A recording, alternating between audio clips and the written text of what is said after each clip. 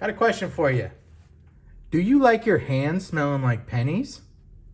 You do? Well, this is the knife for you.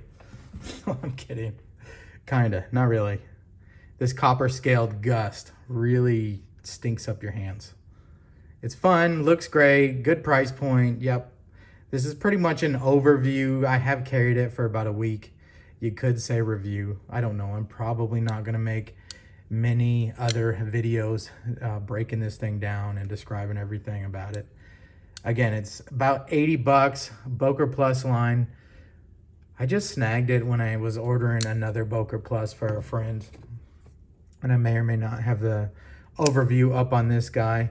But when I was browsing their lineup, I seen this and had to go ahead and throw it in the cart for myself. Again, around 80 bucks. Has the copper scale on it, which means we can do some patina experiments. Maybe we can do a hammered finish or something like that. And with D2 blade steel, stainless frame lock, and the copper, and I just like the overall design. I just thought I had to pick it up. Nice, thick, beefy blade. Not a whole lot to say on this one. It's about 4.5 ounces, which is pretty amazing considering stainless steel and copper.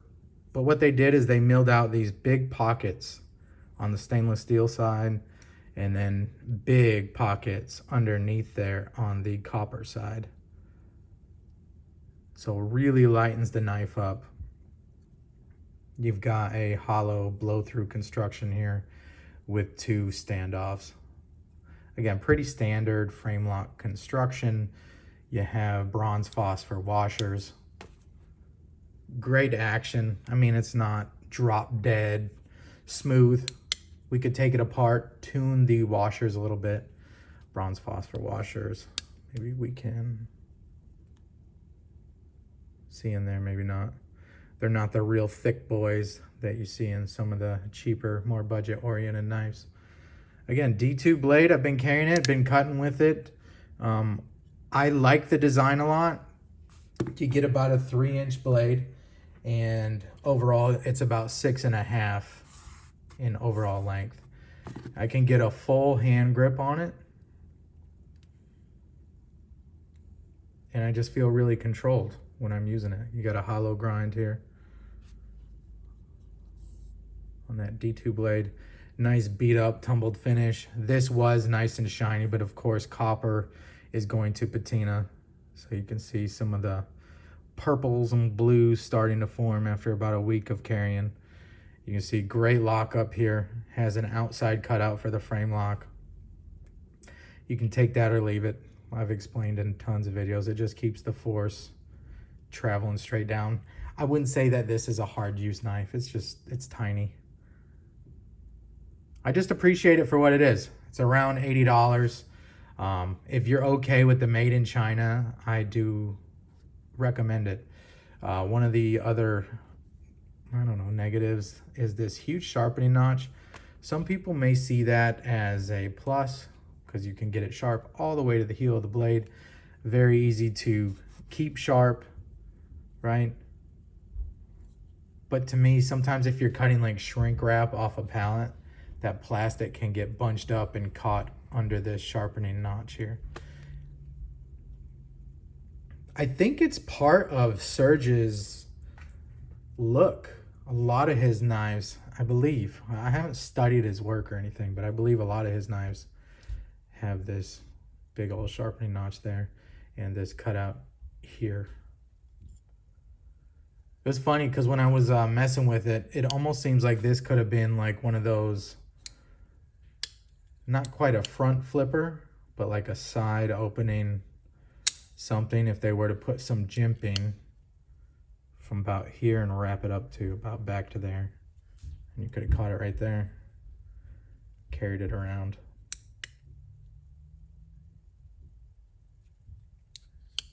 Action's decent. Of course, we could probably make it better if we took it apart, polished up the washers, and just spent a little extra time making sure the oil and grease is in the pivot right. Pretty impressed with fit and finish though. I mean, that's great lockup. Nice little stout blade. Grinds are on. Boker Plus, I mean, if you're okay, again, with the place of manufacture, it's a lot for your money. And we can do quite a bit. I wanted to get it to experiment on this copper. I've never really worked with copper, so it'll be fun to see what we can do with it. All right. This doesn't need to be a 20-minute long video. This is the Boker Plus Serge Panchenko Gust. He did one other version, or Boker Plus did, and it is stainless on both sides, and it had like a bronze finish and some squiggles in the show side scale, but that has been discontinued. So if you see another one, it'll be that. I don't know if these are limited. I don't think so, but again, you never know how hard things are to get. And sometimes once the first batch sells out, the second batch is a long ways away. I don't know. And I'm not going to shout any websites out. You guys can just search it. It is called the Gust. G-U-S-T. Again, at this price point, I'm not going to just pick it to death, but you can see we have a flat surface there where it runs into the round stop pin. It works.